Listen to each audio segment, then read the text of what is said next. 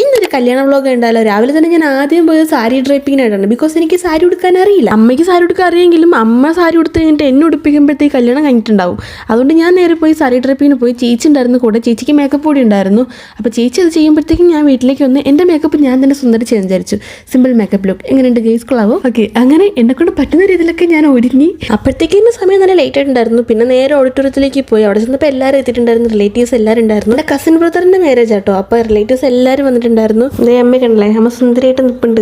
അങ്ങനെ ഞങ്ങൾ എല്ലാവരെയും കണ്ട് സംസാരിച്ചൊക്കെ അങ്ങനെ ഇരുന്നു. പിന്നെ അത് ഈ നെയിൽസ് ഉണ്ടോ, ഇത് ഫേക്ക് നെയിൽസ് ആട്ടോ. അടിപൊളി സാധനം ഞാൻ ഇൻസ്റ്റയിൽ ഓൾറെഡി പോസ്റ്റ് ചെയ്തിട്ടുണ്ട്. ആൻഡ് ഇതാണ് നമ്മുടെ കല്യാണ ചെക്കൻ.